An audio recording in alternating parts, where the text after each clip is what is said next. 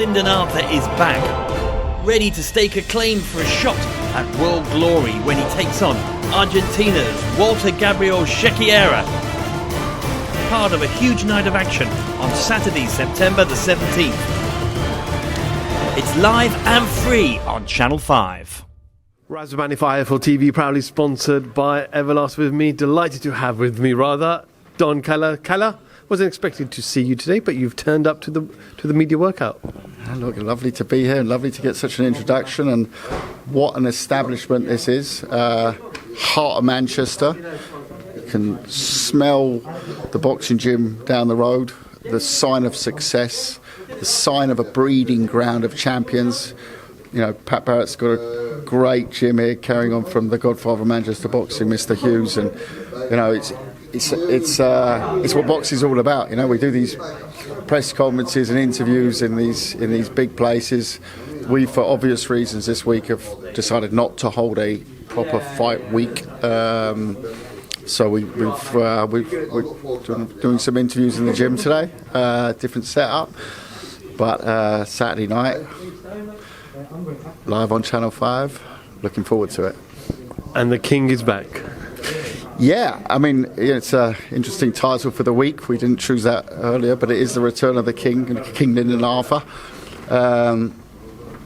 You know, when we signed him, super exciting. Immediately making already matches in my head, you know, Boatsy, Aziz, a third fight with Yard, which are all domestic fights, but on a world level.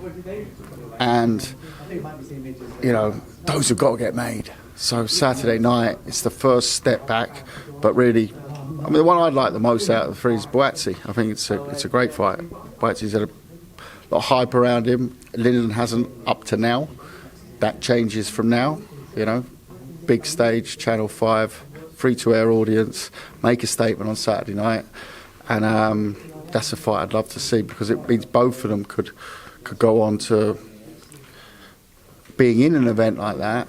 Makes a level where it's obviously about sport, but it's also like shows who the man is to go and challenge those world champions. You know, you can talk about title eliminators, lovely, all good, but ultimately in boxing it works around the commercial side of the business as well to make the big fights. And yes, Boatsy's had that hype train behind him, and yes, he's a very good fighter. Lyndon, I think he's the most overlooked of them, and delighted to have signed him. And I think that, you know, he's my guy, so I'm going to say he beats all three of them. Was it tough, King? Not on the same night. Not going to do a KSI. No, not on the same night. But never know with you, KALLE. Yeah, never know. But no. Joking aside, I do think he's got what it takes.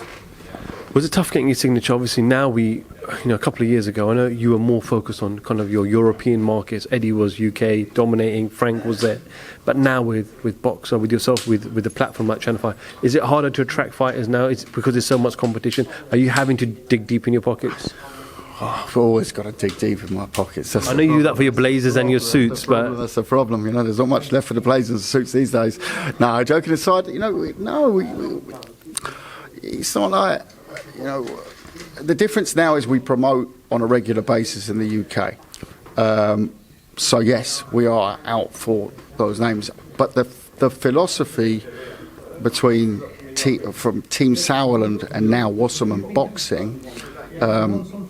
Of course, when we made that move to sell the business to Wasserman Boxing and to run it under Wasserman Boxing, was also that it gave us a huge amount of infrastructure, very deep pockets, and the ability to sign big names. With Lyndon, it came out of nowhere. You know, normally you say, all right, that guy, boxing, you know how long contracts go. Although contracts are all confidential, generally you know how long contracts run. I'd say 90% of the fighters who are, let's say, very interesting on a high level, you know their contractual status. If you don't know that, you're not doing your job right. So from that point of view, we know who we have as our, let's say, guys on the radar, ladies on the radar. But with Lyndon, it just came out. But I didn't believe it at first. I said there must be some mistake here. I'm sure he signed to someone, and just happened to be a free agent at the time. Got in at the right time, and it worked. And when I think my brother got very well with Pat Barrett. Had the same vision, which is also important. It's not, for us, it's, if you're going to push someone, we can only push so many. And there we have a different philosophy maybe to other promoters in the UK. It's not about, for us, about quantity. It's about going for the quality, and that's what we've done with Lyndon. Troy Williamson obviously added to the undercard on Saturday, and I know it's been a big week, eh? Big week. Josh Kelly confirmed. The biggest fight since years in the Northeast, and when we announced that card for December, whoa, that is going to be huge. But Troy Williamson has to get through this Saturday night. He's got a tough Argentinian. Makes it even tougher that he knows what the prize is. That's a tough place to be as a fighter. You've got to do your business and not think, Josh Kelly's ringside. So, that big fight's happening. It's let's not forget what sort of people the Northeast are. These are the biggest sports lovers probably on planet Earth, right? So the atmosphere up there between a Sunderland and a Newcastle fight for the British title, it just kind of, my smile is probably going up here like Garfield right now. But that's huge. But wait to see the card on that one as well. Absolutely massive. So also very interesting Saturday night. And very important Saturday night, because people will say, those fights look a bit lopsided. Well, don't forget, Lyndon Arthur's just coming back from a layoff. Troy Williamson, we know, is for taking this fight to get the Josh Kelly fight. So those are tough fights in different respects, but we've also got the Woodruff versus Gwynn for the British lightweight title. If you haven't followed the banter between those two, that is fantastic. But it's a 50-50 proper fight kicking us off at 9:30 on Channel 5. So I think a very, very interesting evening of boxing, live and free on Channel 5. Done my sales pitch now, and I can go home. Josh Kelly, a lot of people thought that he may not take the Troy Williamson fight. Well, I know he's only had 2 fights since that Avenisian loss, but did you feel like he would take on Troy next, or do you think he would have come up to you and said, I need a few more, maybe another tougher or a step up from his last 2 opponents before he goes in the ring with Troy? Not a chance in hell. Not a chance in hell. I've had that. Not the first person to ask me that today. I don't know whether these people, have they ever met Josh Kelly before? This guy, Josh Kelly, would have fought him straight out the blocks coming off his layoff. That's his mentality. It's primarily Adam's job to pull the reins on that. That's what a trainer does, and Adam is a top trainer. We know that, the champions he's created over the years and the careers he's managed. And then it's also the promoter who's, of course we need to bring him back and then step him up a level last time again. And then now the British title fight comes. So, yeah, of course, as a promoter, we'd love to do it. But at the same time, you've got to put the question first to the manager, then talk with the fight. Now, when I say, but if someone says to me, did Josh Kelly want the fight? I've got to laugh, because he'd run from Sunderland to Newcastle backwards to have that fight. And I believe Troy does as well. So that's what made it quite easy to actually make the fight. People were like, wow, how'd you make that fight? Amazing, I'm like, no, it was actually quite simple. Yeah? It was, I don't know, we had one discussion, one Zoom, done. Both sides won it. So game on. And I must say, I think I misunderstood, or let's say undervalued, the expected reaction. I thought it would be big. I knew it would be big. I knew it was a big fight. But the reaction it got was fucking huge. So, yeah, I can't wait to promote that fight. You said it's going to land in December. Yeah, it will be roughly December. what day? I know you've got a show with the Misfits next month, which is a clash with Boxer, but I'm guessing there'll be more clashes across November, December. We've got obviously the big fight night in Sheffield next month, October 15th. Crazy card. We're going to announce that with KSI this afternoon. but it will be December. There's also a couple of other fights in discussion on December, so we're trying to make sure we don't clash with other fights being talked about in December. Hint, hint, whisper, whisper, nudge, nudge, wink. You know what I'm saying? So we're looking at what's happening a little bit, of course. Probably will go on a Friday night. I can't say more than that, really. There's only 3 Fridays before. It won't be on Christmas Eve, and there's only a few Fridays before, so it'll be one of those in the northeast. So it won't be the 2nd, will it? That leaves 2 Fridays. That leaves 2 Fridays. That depends on a couple of things happening around the 2nd, doesn't it? I mean, if everyone thinks it's done, isn't it? You know, when it wouldn't be, then it wouldn't be the 2nd. You know, no, because it's such a big event that our one of theirs is you know, for the heavyweight championship of the world. You want to give that event its own limelight. So no. You sent Twitter, when I say you, I mean you, your team, everyone in the background sent Twitter into meltdown this week on a potential Eubank Benn fight not taking place. I didn't. You're all involved. You're all involed. You're all involved. I even got someone to say, "Oh, that was just a PR stunt." No. I mean, I don't think I put anything out on Twitter. No, I don't think I put out was Kelly versus Williamson on Twitter. But no, we look. I mean, I knew the build up to this would be exciting. From the Benn side, from the Eubank side, from whatever side. I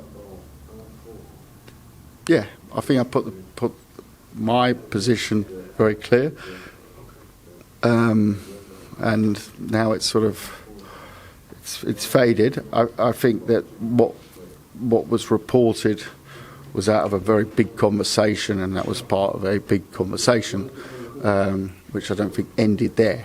It wasn't. That's the quote, and that's it. I totally get it, though. As a journalist, it's gold dust, isn't it? You know, I mean, you're not going to not put that out. So, I understand. There were quite strong, sentimental comments from Senior about life and about his son. Yeah. Have you had any conversation with Senior since those comments were released? I'm going to keep to myself my relationship with Senior, which has always been fantastic over the years, and I consider him not only a legend in the ring. I think I love spending time with him. He's a seriously insightful person, someone who is he knows the game, but also he has a lot to tell you about life, and I really enjoy spending time with him and having those discussions. I've never discussed actually the contractual part was with the team as such. There's a big team, and Senior is part of that team. And then it was a discussion between a middle person and their team and us. Make it sound quite complicated, don't I? But it was quite simple at the time. But they would go into family mode and discuss the contract and come back to me and back and forth. I can't really say more than that. I know the face-off on the Matchroom YouTube channel got great attraction, and I think it was trending #1 at one point. Can you categorically confirm the fight is going ahead in just under 3 weeks' time? The fight was announced. It's still announced. It's still on. The announcement was an historic one. The fight night will be a historic one, and the fight is on. I felt like a ring announcer there. Yeah. No, the fight has been on since we announced it at the press conference. It hasn't not been off. Not for 1 second has it been off. So, yeah. What do you want to say? What did you make of some of the comments that June? Thumbnail, won't it? Certainly that one. Coogan, I heard Coogan's away on holiday this week. I'm very happy. Just done me on the thumbnail again. I can feel it. What did you make of some of the comments that Junior was coming out with during the face-to-face, and also the videos of him eating dessert, the KFC? Is that mind games? Well, what do you think? Let me throw that back to you. Do you think they're mind games? Number one, I'm not a fighter, so I don't know if I don't abstain. I don't have a restriction, for example. Does Junior look like the sort of person who normally eats fast food? I mean, when you look at his body at a weigh-in, does he look like he eats fast food? No. I reckon that was filled with, I don't know, boiled chicken and egg or something. No, I'm not. I don't know. And I guess now I'm playing mind games. Was it or was it not KFC? Who cares, right? It's part of it, and Junior is a fascinating character. That's why people are drawn to him. Lovers, haters, don't matter. No one really don't matter. It's not about that. It's about reaction, and he's got that. He'll get a reaction at you, and he's getting better and better at doing that. I mean, I've done press conferences with him since 6 years, something like that. Yeah. I mean, I going back, I remember the funniest press conference I've ever done with Junior, and if he's watching, he'll remember this one, but we will all remember this one very well, was when he was fighting Yildirim in Germany in the and his Turkish promoter, Ahmed Ona, jumped up and had a go at the guy and said, "I fuck your wife in your bed." And I'll never forget, Junior just, he stayed so cool and calm. And if you go back and watch the clip, which I think went totally viral, you see my face shooting this way, shooting that way. And Junior's just like, boom, zone. And so then I remember the Groves presses, of course, they were fantastic. But, I think this time, he doesn't seem like he's in his cool zone. He's like he's in his fun zone. And he's, I don't think he sees it as mind games. I think he's out there just having fun. I saw another one. He was obviously a chocolate buffet the other day. I didn't know they did chocolate buffets like that. Or it was some crazy buffet was that. Now, I think that's his jest at the whole weight discussion around at the moment. And before the fight was made, after the fight was made, I guess in the build-up there'll be more of it. So yeah, I mean, ultimately, mustn't forget his last fight was at 160. He came in at 159. The limit's 157. So yeah, it's 2 pounds, of course. But he's done his. That's why that's the way he's accepted, because it's the plan that he has to go down in weight. And I'm just guessing, that isn't around eating KFC and chocolate fondues. So, what do you want me to say?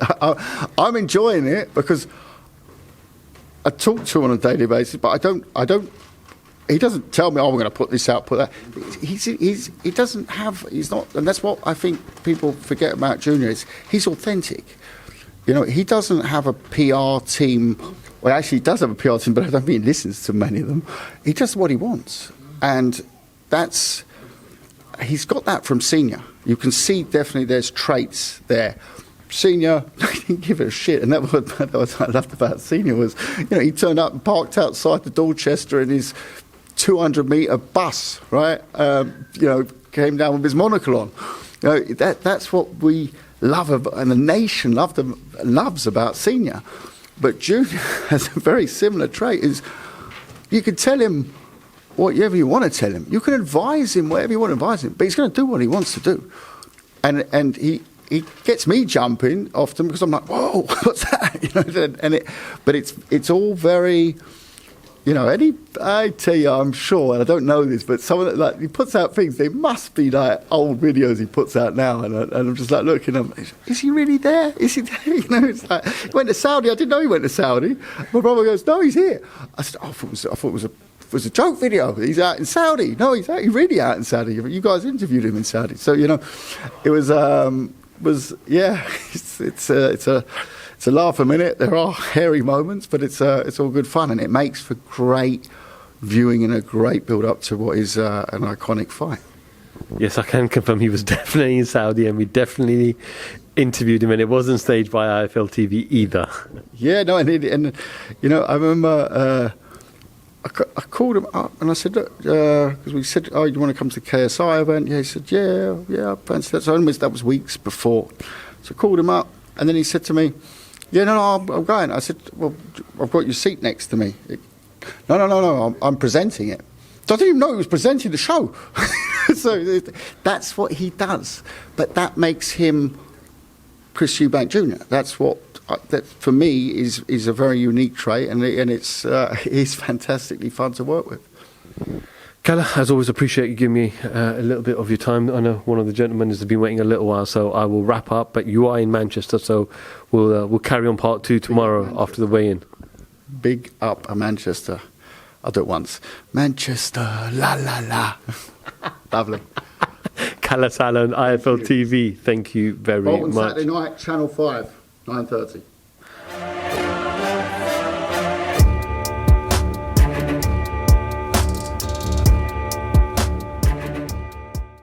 Yeah, my dad in the street against a heavyweight. I've gone back to the dad. I've punched him a few more times. 5 blokes outside my front door. Can you come and help One me? hell of a fucking story, so stay tuned.